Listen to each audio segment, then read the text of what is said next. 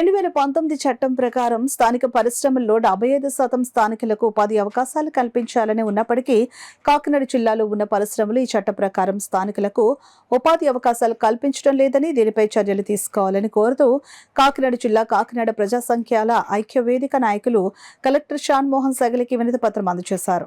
మంగళవారం నాయకులు హసన్ షరీఫ్ ఆధ్వర్యంలో మాజీ వక్ఫ్ బోర్డు డైరెక్టర్ అబ్దుల్ బషీరుద్దీన్, ఎంఆర్పీఎస్ రాష్ట్ర ప్రధాన కార్యదర్శి బజ్జంకి సుధాకర్, ఆశ్రమ వికలాంగుల సమైక్య అధ్యక్షులు సురేష్లు కలెక్టర్ను కలిసి వినతిపత్రం అందజేశారు. ఈ సందర్భంగా హసన్ షరీఫ్, బజ్జంకి సుధాకర్లు మీడియాతో మాట్లాడారు.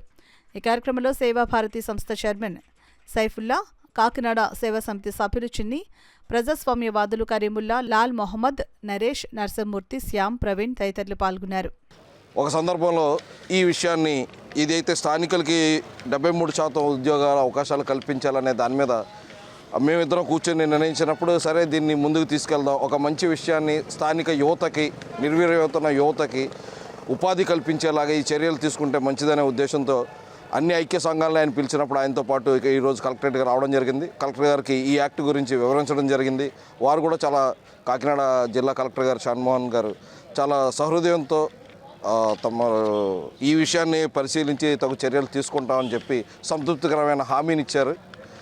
ఈ యాక్ట్ ఎవరు తీసుకొచ్చారు అనే దానికంటే కూడా పార్టీలు భేషజాలకు పోకుండా ఈ యాక్ట్ని మన ఆంధ్ర రాష్ట్రంలో అమలుపరచగలిగితే నిర్వీర్యమవుతున్న యువతకి, పట్టభద్రులయ్యి నిరుద్యోగులుగా ఉన్న చాలామందికి ఉపాధి కలుగుతుంది. కాబట్టి ఈ యాక్ట్ని ఎంత సాధ్యమైనంత తొందరగా అమల్లోకి తీసుకురావాలని రాష్ట్ర ప్రభుత్వాన్ని కలెక్టర్ ద్వారా విజ్ఞప్తి చేస్తాం. సమాచారం ఎలాగంటే మేము ఇప్పుడు ఎంప్లాయీస్ తీసుకోవడం జరిగింది. ఆ ఎంప్లాయీస్ యొక్క సమాచారం ప్రకారం బయట రాష్ట్రాల నుంచి ఎక్కువ శాతం వచ్చి ఇక్కడ ఉద్యోగాలు చేసుకోవడం జరుగుతుంది.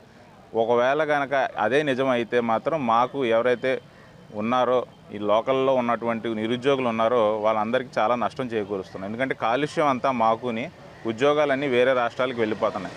ఇది మాకు చాలా బాధ కలిగి మరి నిరుద్యోగులు ఎవరైతే ఉన్నారో, పట్టభద్రులు ఎవరైతే ఉన్నారో వాళ్ళందరూ కూడా వలస వెళ్ళిపోతున్నారు. లేకపోతే కొంతమంది వెళ్ళలేని పరిస్థితుల్లో ఉన్న వాళ్ళు ఇక్కడ మత్తుకి, మత్తు పదార్థాలకి, గంజాయికి అలవాటు పడి వాళ్ళ యొక్క యువతరం అంతా నిర్వీర్యం చేసుకోవడం జరుగుతుంది. కాబట్టి ప్రభుత్వం దీనిపై దృష్టి సారించి ఏదైతే గత ప్రభుత్వం తీసుకొచ్చినటువంటి ఆ చట్టం ఉందో దాన్ని పూర్తి స్థాయిలో అమలు జరిపితే ఇక్కడ నిరుద్యోగ సమస్య పోతుంది, ఉద్యోగాలు మన వాళ్ళకి వస్తాయి.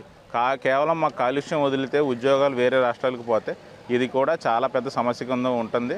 కాబట్టి ఇది మేము కలెక్టర్ గారి దృష్టికి తీసుకెళ్ళగానే కలెక్టర్ వారు వెంటనే సానుకూలంగా స్పందించి మేము దీనిపై జాబితా తెప్పించుకొని పూర్తి స్థాయిలో అమలు చేసేలా మేము కృషి చేస్తామని మాకు ఒక మాట చెప్పడం జరిగింది.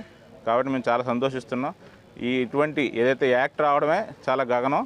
ఈ యాక్ట్ని ఇంప్లిమెంట్ చేయాల్సిన అవసరం ఉందని ప్రతి పౌరుడు దీనిపై స్పందించాల్సింది. ప్రతి ప్రజాసంఘం, ప్రతి ప్రభుత్వంలో ప్రతి ఒక్కళ్ళు కూడా దీనిపై దృష్టి సారించాలని నేను ఈ సందర్భంగా తెలియజేస్తున్నాను.